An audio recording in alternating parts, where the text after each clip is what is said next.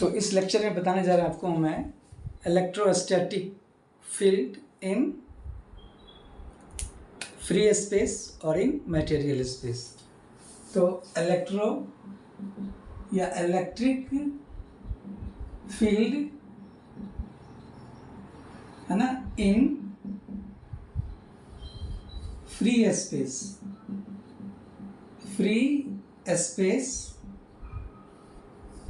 या material space. ठीक है, फ्री स्पेस का मतलब क्या हो गया? A space having no material, है ना, no material in it. Clear? इस केस में जो है also known as vacuum field theory, है ना, वैक्यूम फील्ड थ्योरी। तो इस पिछले मॉड्यूल में मैंने पढ़ाया था, जैसे मीडियम को मैंने क्या लिखा था? फ्री स्पेस या वैक्यूम। तो study of electrical field in vacuum is known as vacuum field theory.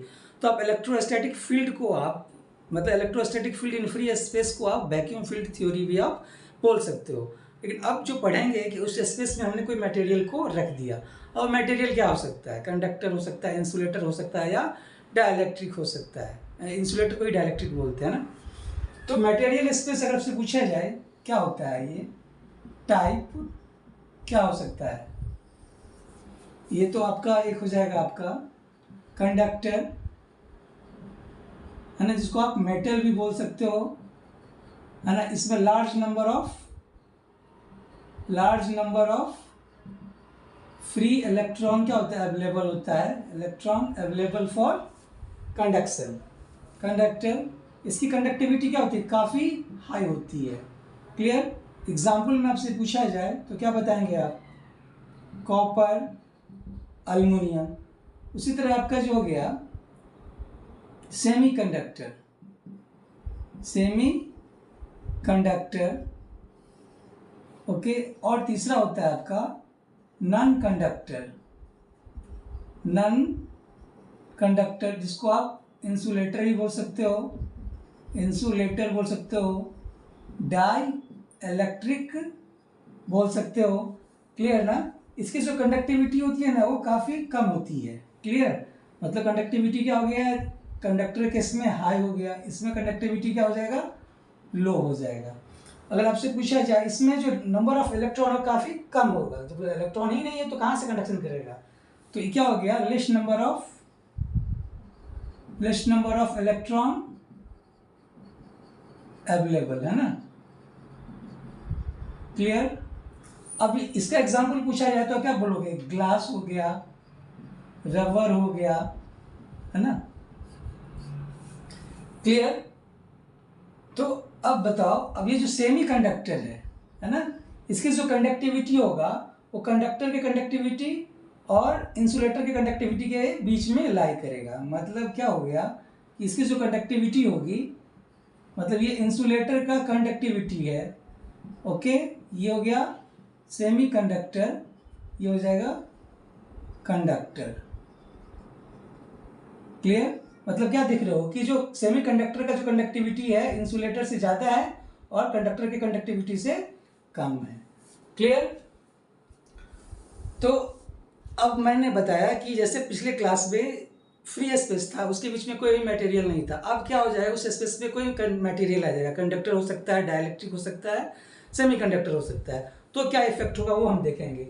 उससे पहले मैंने डिफाइन बता दिया है कि तीनों में डिफरेंस क्या है। अगर आपसे एग्जाम्पल पूछा जाए इसका तो क्या बताएंगे आप? Silicon, germanium. ठीक है, सिलिकॉन और जर्मेनियम जो किसका एग्जाम्पल है? सेमी कंडक्टर का एग्जाम्पल है।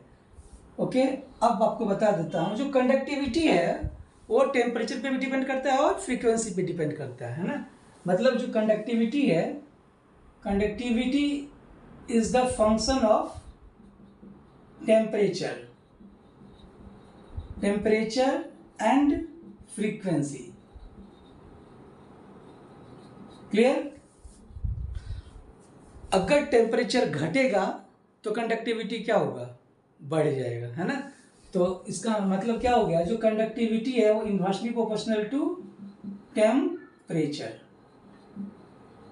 ओके, तो at t is equal to 0 पे अगर टेम्परेचर क्या हो 0 तो कंडक्टिविटी क्या हो जाएगा, वो इनफाइनाइट हो जाएगा, ठीक है ना। तो इस केस में जो मटेरियल होगा उस मटेरियल को बोलेंगे सुपर कंडक्टर। तो मटेरियल नोन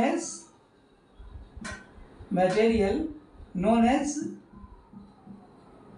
सुपर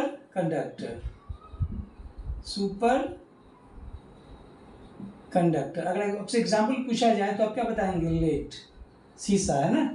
क्लियर। तो लेड क्या एग्जाम्पल है सुपर कंडक्टर का। क्लियर।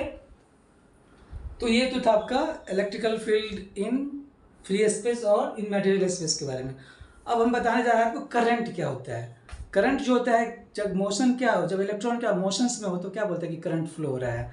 ओके, तो जो करंट है, करंट जो है, current caused by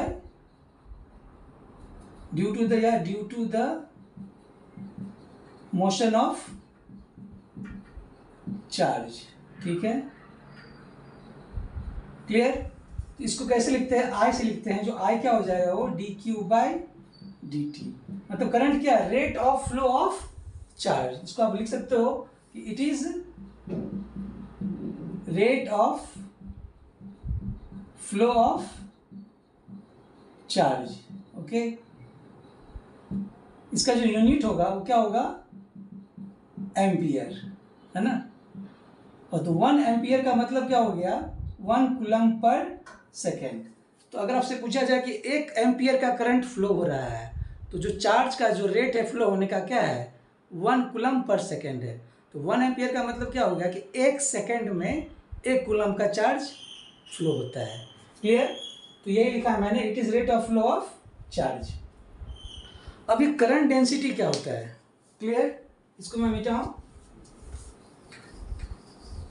current density. तो जो करंट जब भी पास करेगा किसी एरिया के थ्रू पास करेगा, है ना। जैसे आप वायर है तो करंट डेंसिटी, करंट डेंसिटी, इसको मैं जे से लिखता हूँ, ठीक है। तो अगर सपोज करो ये आपका एक बिजली का वायर है, इलेक्ट्रिक, है ना। क्लियर। ये इसका क्या है, ये एरिया है और ये करंट फ्लो हो रहा है डेल्टा आई करंट, है ना। क्लियर। और ये यूनिट वेक्टर क्या है, एम, नॉर्मल है। ये जो वाई क्या है, नॉर्मल टू द एरिया। ये जो एरिया है ना इस पे क्या है, ये नॉर्मल है, इसका एरिया, और इसका एरिया क्या है, डेल्टा एस है। एरिया एक वेक्टर क्वांटिटी है ना। तब से पूछा जाए करंट डेंसिटी कितना होगा। तो जो करंट डेंसिटी होगा, कितना करंट फ्लो हो रहा है इस एरिया से, तो डेल्टा आई करंट फ्लो हो रहा है पर यूनिट एरिया, कितना एरिया से, डेल्टा एस से। क्लियर ना। तो जो डेल्टा आई होगा वो क्या हो जाएगा, जे डेल्टा एस। अगर आपसे पूछा जाए इसको, चूंकि करंट क्या है, स्केलर क्वांटिटी है, इसको वेक्टर के प्रोडक्ट में लिखना है तो क्या होगा, डॉट प्रोडक्ट। तो ये जो जे है इसका डायरेक्शन क्या हो गया, ये इसी डायरेक्शन में होगा। तो a n dot delta s a n. Clear. तो ए एन क्या हो जाएगा, 1 हो जाएगा। इसका मतलब क्या हो गया कि जो डेल्टा आई क्या हो गया, वो जे डेल्टा एस। तो ये तब लिखेंगे जब क्या हो जाए कि जो करंट डेंसिटी है वो नॉर्मल नहीं हो उस एरिया पे। मतलब कि सपोज करो ये ए एन इस तरह है और ये करंट डेंसिटी इस तरह है। क्लियर ना। तब हम ये फॉर्मूला अप्लाई करेंगे।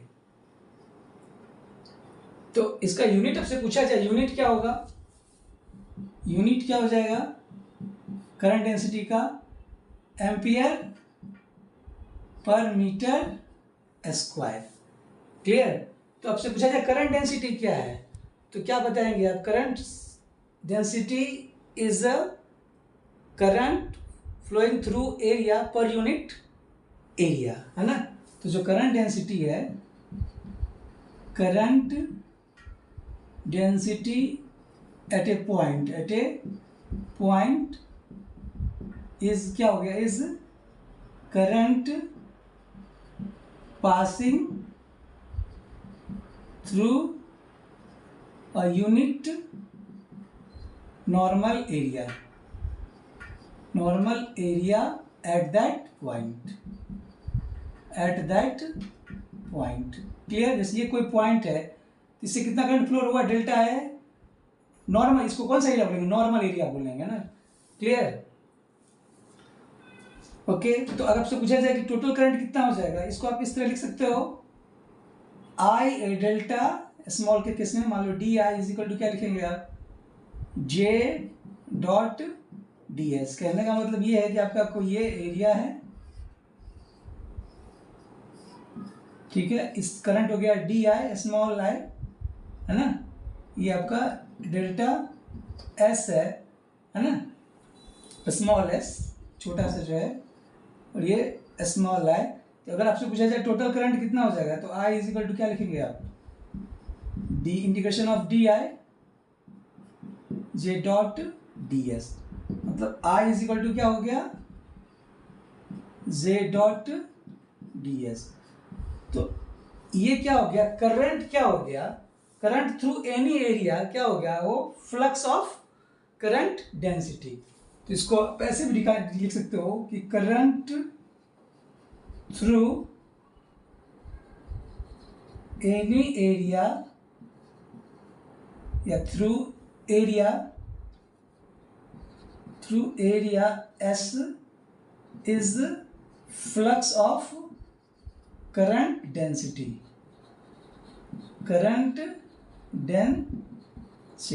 क्लियर? तो आपने सीखा करंट के बारे में, करंट डेंसिटी के बारे में। अब मैं आपको बताने जा रहा हूं कि कितने टाइप का करंट होता है, ठीक है ना। तो टाइप ऑफ करंट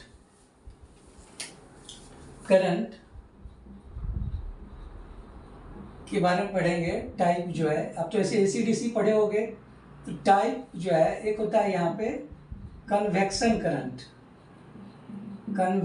करंट, एक होता है कंडक्शन, और एक होता है displacement current.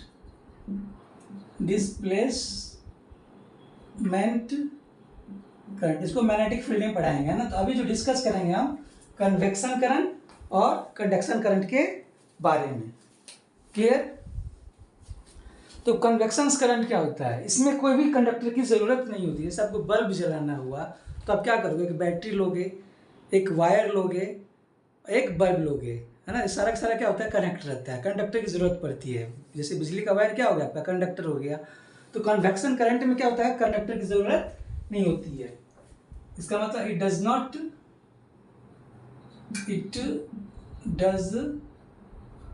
Not require any conductor. Okay, पहला पॉइंट। ये ओवेस लॉ, इसमें ओम्स लॉ का ओवे नहीं होता है ना। It does not obey Ohm's law, ठीक है। तो कन्वेक्शन करंट क्या होता है, ड्यू टू जब करंट ये हो जाएगा, क्या हो गया, इंसुलेटिंग मीडियम में से क्या हो गया, किसी फ्लूइड के थ्रू जो करंट फ्लो होता है ना, current due to in fluid. Clear? तो जैसे एग्जांपल में बता दे कि बीम ऑफ इलेक्ट्रॉन है ना, beam of electron in vacuum tube.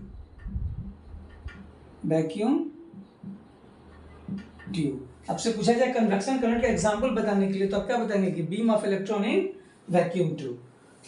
Clear? अब आपसे प्रूफ इस कन्वेक्शन करंट के बारे में पूछा जाए कि टू प्रूव जो करंट डेंसिटी होगा वो रो वी इंटू यू। क्लियर? अब जे क्या है, करंट डेंसिटी, रो भी क्या है, वॉल्यूम चार्ज डेंसिटी, इसको बोलते हैं क्या है, वॉल्यूम चार्ज डेंसिटी। यू क्या हो गया, वेलोसिटी ऑफ इलेक्ट्रॉन। ओके, जे को बोलेंगे क्या, करंट डेंसिटी। क्लियर। तो चलिए कैसे इसको प्रूफ करते हैं। तो अभी मैं बताने जा रहा हूं कन्वेक्शन करंट के बारे में।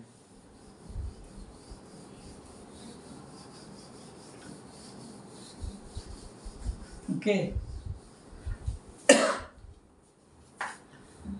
तो सपोज करो कि ये आपका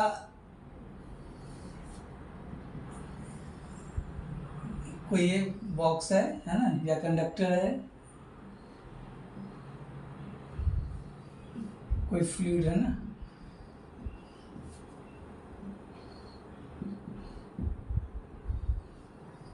क्लियर।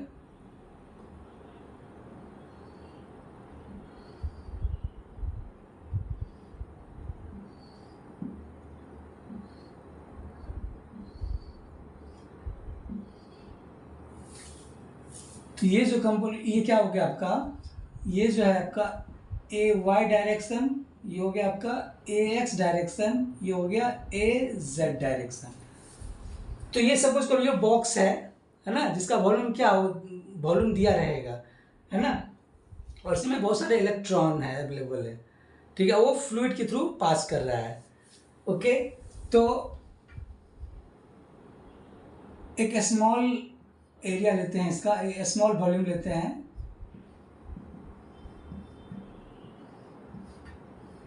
ठीक है। मान लो ये क्या होगा, डेल्टा वाई, ये डेल्टा एक्स और ये डेल्टा जेड। क्लियर। इसमें क्या है, इलेक्ट्रॉन है, एन क्या है, मान लो कि एन जो है नंबर ऑफ इलेक्ट्रॉन पर यूनिट वॉल्यूम। ओके, तो इसका जो वॉल्यूम होगा क्या हो जाएगा, डेल्टा वी, और जो इलेक्ट्रॉन जो मूव हो रहा है वो वाई डायरेक्शन में मूव कर रहा है। मान लो ये आपका यू क्या है, वेलोसिटी ऑफ इलेक्ट्रॉन है, मतलब ये एक बॉक्स है जिसमें इलेक्ट्रॉन क्या हो रहा है, वाई डायरेक्शन में यू वेलोसिटी से मूव कर रहा है, ठीक है। तो इसका जो वॉल्यूम हुआ आपका कैसे लिखोगे आप, delta x delta y delta z. Clear. अगर ये आपसे एरिया पूछा जाए, ये एरिया क्या होगा, तो ये जो लेंथ है आपका क्या है, डेल्टा एक्स है, और ये लेंथ क्या है आपका, डेल्टा जेड है। तो डेल्टा एक्स डेल्टा जेड को मैंने एक साथ लिख लिया। अब ये डेल्टा वाई है, ये हो जाएगा डेल्टा एस, ये जो एरिया हो जाएगा डेल्टा एस, फिर डेल्टा वाई। अब अगर आपसे पूछा जाए इसको वेक्टर के फॉर्म में लिखे, तो जो डेल्टा एस है उसको कौन से वेक्टर से रिप्रेजेंट करेंगे, ए वाई से, ए वाई से, डेल्टा वाई को ए वाई से रिप्रेजेंट करेंगे। क्लियर। ये हो गया आप इसका ये डॉट प्रोडक्ट हो गया, है ना। तो अब बताओ हमें कि जो रो भी होता है, वॉल्यूम चार्ज डेंसिटी जो होता है वो क्या होता है, charge per unit volume, delta q by delta b. तो ये जो इस जो बॉक्स है, इस बॉक्स में कितना चार्ज है, डेल्टा क्यू है, और इस बॉक्स का वॉल्यूम क्या है, डेल्टा वी है। तो इससे पूछा जाए डेल्टा क्यू क्या हो जाएगा, तो रो वी डेल्टा बी। तो रो वी डेल्टा बी क्या लिखोगे इसको आप इस तरह, delta s delta y. Clear. अब करोगे क्या कि अगर मान लो कि ये जो टाइम है यहां से यहां तक पहुंचने में इसको टाइम लगता है डेल्टा टी, ठीक है। तो इसको अगर डेल्टा टी से डिवाइड करेंगे हम, डेल्टा टी से, तो rho b delta s delta y delta t. तो ये जो आपको बताया क्या बताएगा, करंट बताएगा, चार्ज पर यूनिट टाइम क्या बताएगा, ये करंट बताएगा। तो क्या हो जाएगा, delta I is equal to rho b delta s, और ये क्या बता रहा है, ये डिस्प्लेसमेंट बाय टाइम। तो ये क्या हो जाएगा, ये वेलोसिटी बताएगा, ये कौन से डायरेक्शन में, वाई डायरेक्शन में। तो ये क्या हो जाएगा, velocity in y direction. Clear. इसको आप कैसे लिख सकते हो,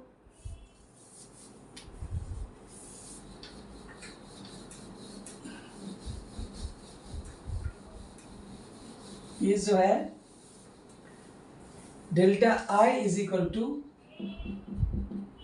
रो b delta s u y velocity of electron in y direction. ये जो delta I by delta s जो हो जाएगा रो वी यू वाई, तो ये जो delta I by delta s ये क्या बताएगा, करंट डेंसिटी किस डायरेक्शन में, वाई डायरेक्शन में, है ना। तो इसको क्या बोलेंगे, j y rho v u y. Clearly. Similarly अगर इलेक्ट्रॉन का वेलोसिटी जेड डायरेक्शन में हो, वाई एक्स डायरेक्शन में, तब क्या लिखेंगे, j x is equal to rho v u x और j z is equal to rho v u z. Clear. तो अब जे इज इक्वल टू क्या होता है, current density is equal to क्या होगा, j x a x plus j y a y plus j z a z.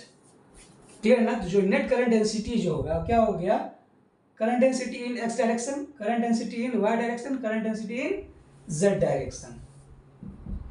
तो इसको आप कैसे लिखोगे, rho b u y sorry u x a x plus rho b u y a y plus rho b u z a z. इसमें common क्या है, rho v common है, u x a x plus u y a y plus u z a z.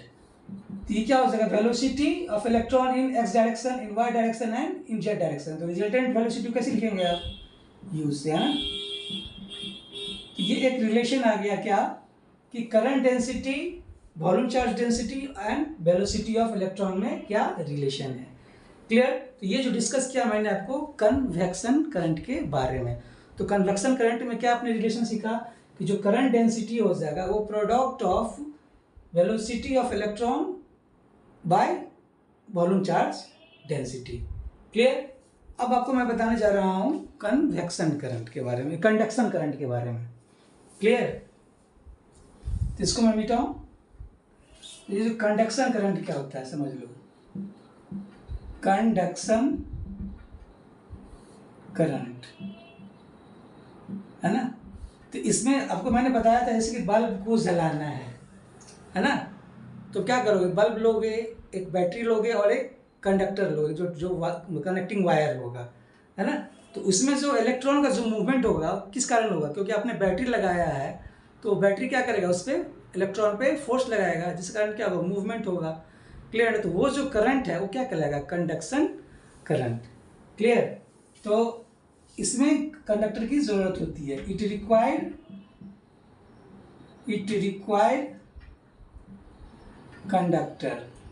इसमें जो conduction होता है, conduction occur due to large number of electron available, है ना, by the application of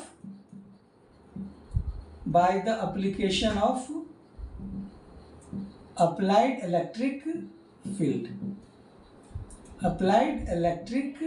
field, ठीक है। तो अब मैं आपको बताने जा रहा हूं कंडक्शन करंट के बारे में। तो इसको मैं मिटाऊं।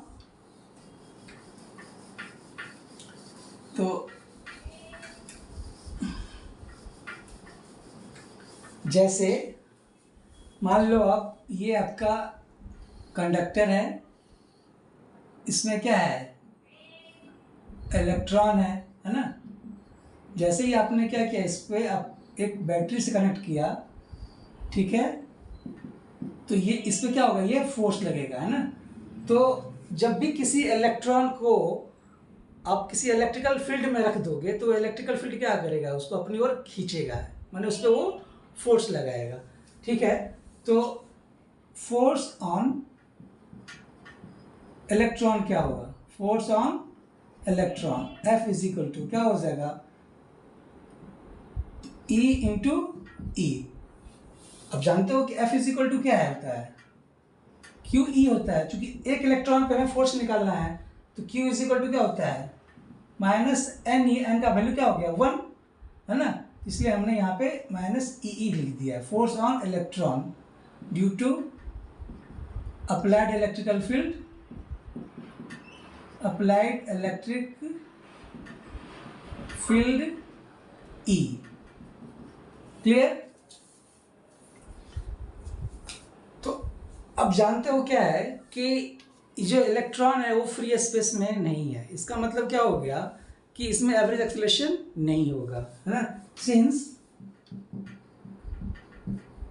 Electron is not in free space, it does not experience an average acceleration,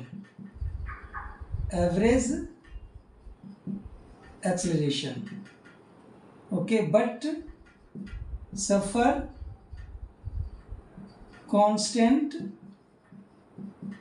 collision with atomic lattice and drifted from one atom to another atom। Okay, clear ना। जैसे इस इलेक्ट्रॉन, इस कंडक्टर में बहुत सारा क्या है, कंडक्टर है। अपने इलेक्ट्रिक फील्ड अप्लाई करेंगे तो क्या करेगा, ये एक दूसरे से क्या करेगा, कोलाइड करेगा। क्लियर ना। तो इसके मोमेंटम में क्या हो जाएगा, वो चेंज हो जाएगा ना। इसके मोमेंटम में चेंज होगा। तो आप जानते क्या हो कि रेट ऑफ चेंज ऑफ जो मोमेंटम होता है वो किसके बराबर होता है, वो अप्लाइड फोर्स के बराबर होता है। Okay, rate of change of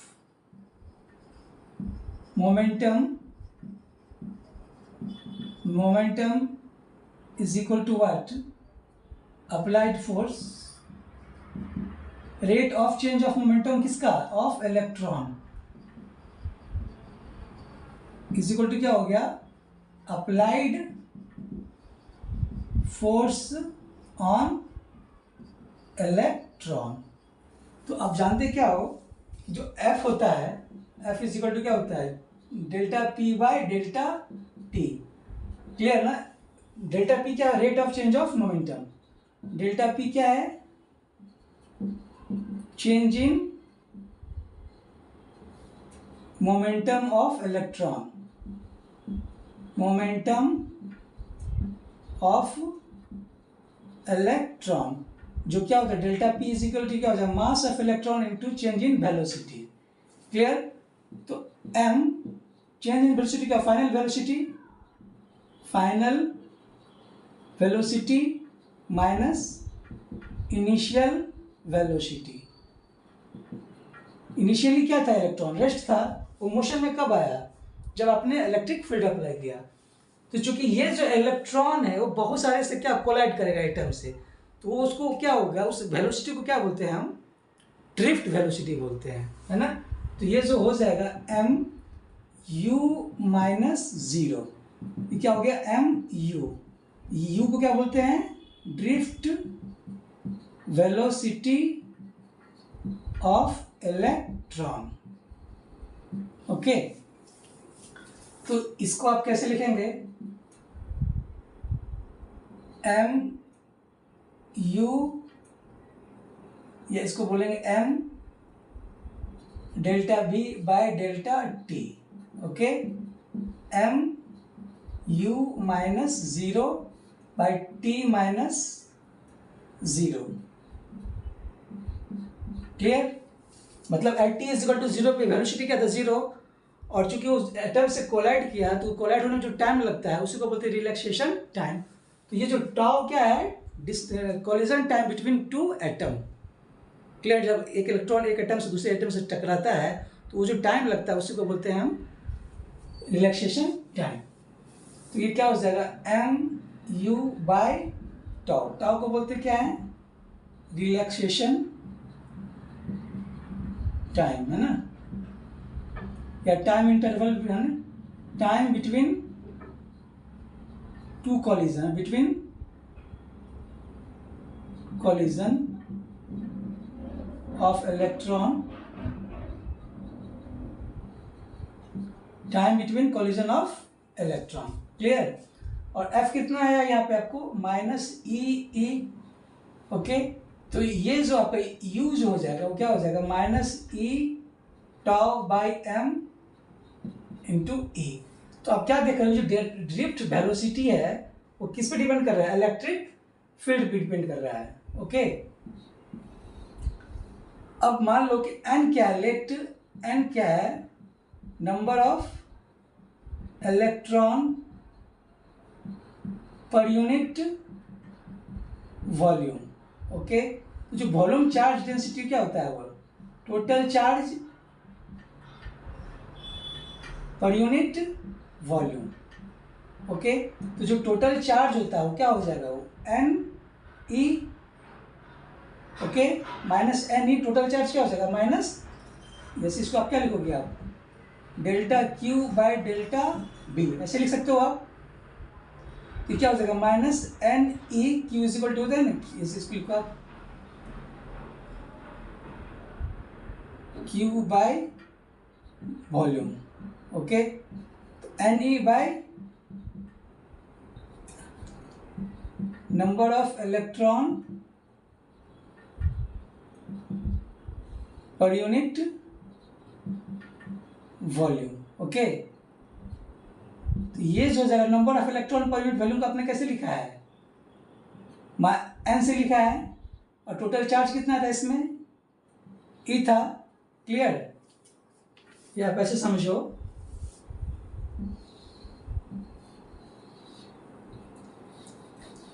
total charge क्या हो जाएगा उसका -n number of electron into charge on electron. Charge electron क्या होता है, n होता है, बाय वॉल्यूम। तो ये नंबर ऑफ इलेक्ट्रॉन पर यूनिट वॉल्यूम क्या लिखा आपने, इसको इलेक्ट्रॉन डेंसिटी से हो गया, इसको n से लिख रहे हैं, n into E। Rho v is equal to क्या हो गया, NE। तो अब क्या जानते हो, आपने पढ़ा होगा कन्वेक्शन करंट में जो J होता है वो क्या होता है, वो रो वी इंटू U होता है। ओके, इसको मैं यहाँ लिख दूँ, तो J is equal to rho v, U कितना आया, रो वी इंटू U है ना, तो रो वी है आपका -NE, और U जो है आपका क्या है -e/τ/m इलेक्ट्रिक फील्ड। तो ये क्या हो जाएगा NE² into electric field. Okay, तो ये जो J आया इसको बोलते हैं कंडक्टिविटी इंटू इलेक्ट्रिक फील्ड। तो ये इसी को बोलते क्या है, point forms of Ohm's law. Clear? तो आशा करते हैं आपको समझ में आया। मैं समरी लिख देता हूं इसका, क्या क्या आपने अभी तक सीखा। क्लियर? तो यहीं पे मैं लिख दूं समरी जो है, समरी जो है, जो I इज इक्वल टू क्या हो गया, J.ds, उसके बाद या dQ/dt, और क्या सीखा, J is equal to rho v into U, J is equal to sigma into E। ये आपका समरी हो गया ये इस लेक्चर का। क्लियर? Thank you.